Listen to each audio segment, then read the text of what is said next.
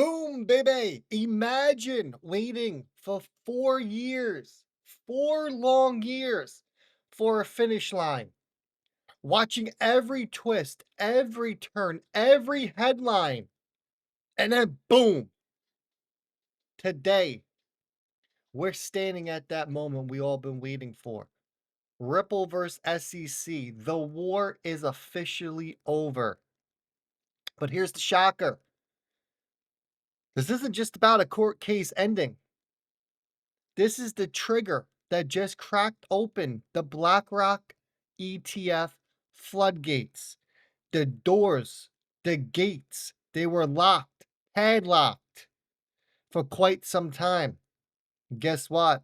That key just got discovered and those gates are opening right on up. Wall Street giants are about to stampede into XRP. You thought the last bull run was wild? That was just the warm-up act. So buckle up because in this video, we're breaking down why this is a once-in-a-decade moment, what it means for your XRP bags, and why the next chapter for XRP starts right now. Without further ado, folks, sit back, relax. We're going to jump into it. We got a lot to talk about. Ripple versus SEC, the BlackRock ETF floodgates as well, and how we knew this lawsuit was coming to an end because it was all documented.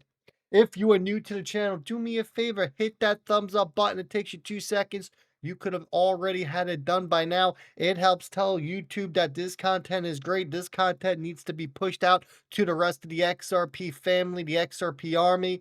And make sure you hit that subscribe button. Bitcoin's coming in at $107,363. It's currently up 0.27% in the past 24 hours. Ethereum coming in at 2,429. It's currently down about 1%. And we are seeing XRP back to that $2.20 level. It's like nothing happened.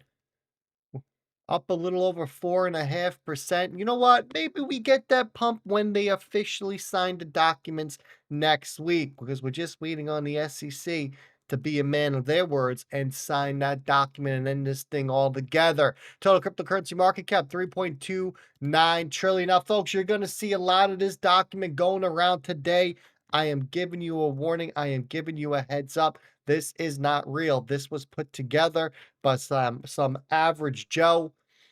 It's some document that was sent over to the SEC talking about the XRP strategic potential and the U.S. Treasury proposal. Just ignore it, because a lot of people are going to get worked up. A lot of people get all crazy when they see this. They're going to get excited. This is a nothing burger. I want you to be aware of that. Then we get this. Rick Edelman urges financial advisors to allocate 10 to 40% of portfolios into crypto, saying it is now mainstream and a long-term investment. Folks, that's crazy. They went from like 1% to about 1 to 5 to 1 to 10. And now this dude, Rick Edelman, is telling you 10 to 40%.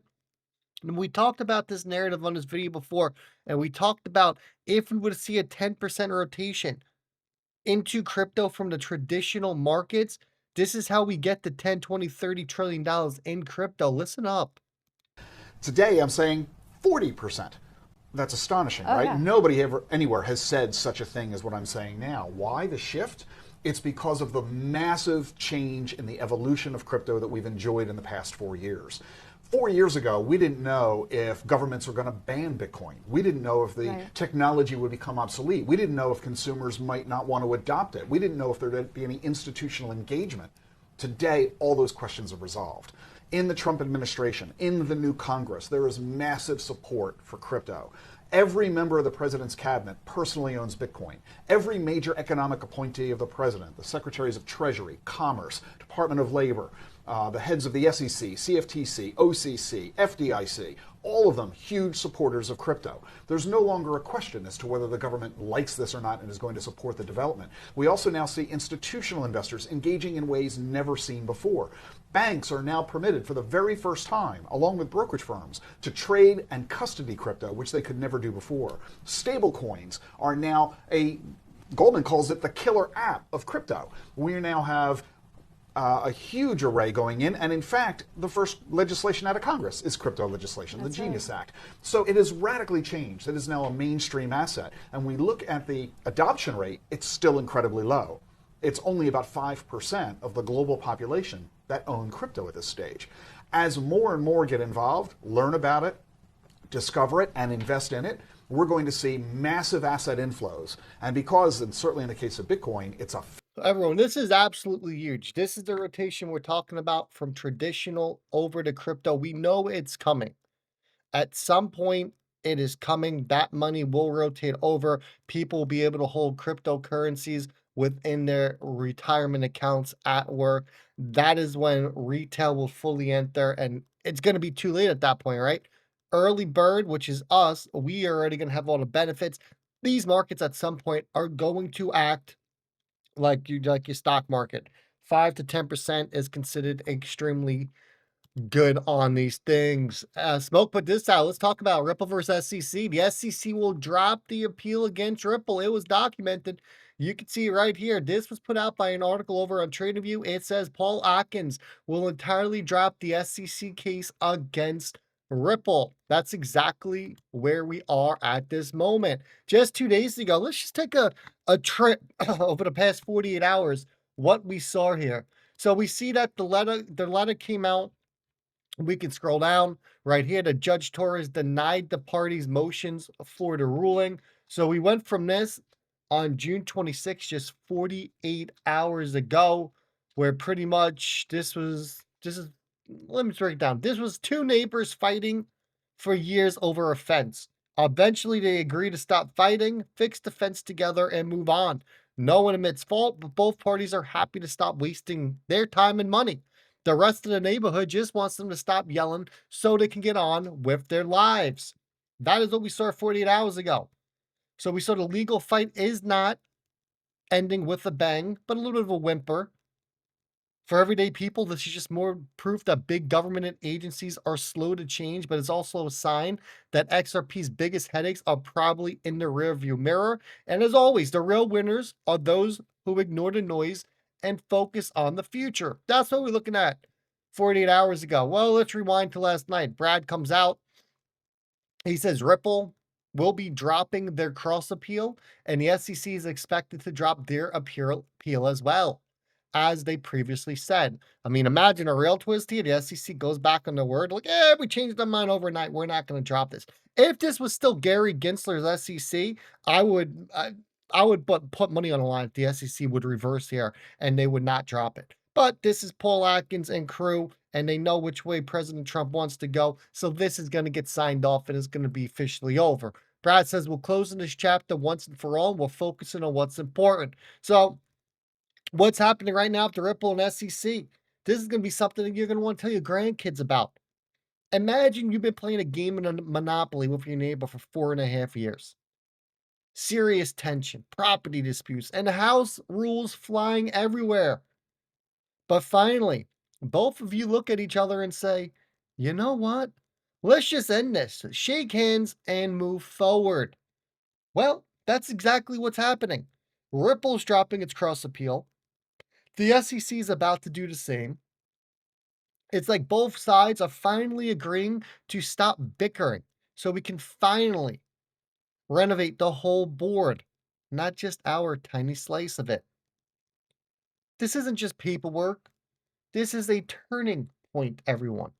For years, this legal battle has been like having a flat tire on a road trip of the internet of value.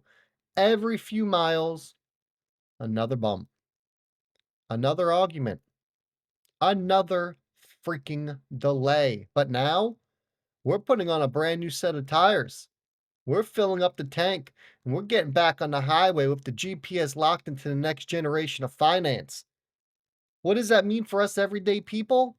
Think about how much easier life became when phones went from landlines to smartphones. Suddenly, everything went faster, more connected, and full of possibilities we never dreamed of. That's what Ripple's focusing on. Not the drama, not the distractions, but building the rails for value to move as easily as sending a text or photo. Anywhere, anytime, to anyone. So if you ever wondered when crypto would finally stop being about courtrooms and start being about changing the world, this is it. Lock in, because the boring part, after 4.5 years, it is finally over. And then they put this out. You can close your chapter on the Rippleverse SEC lawsuit. And guess what? This has now cleared the way for a spot XRP ETF. We got about 18 of them just hanging out there. And in the States, the big one.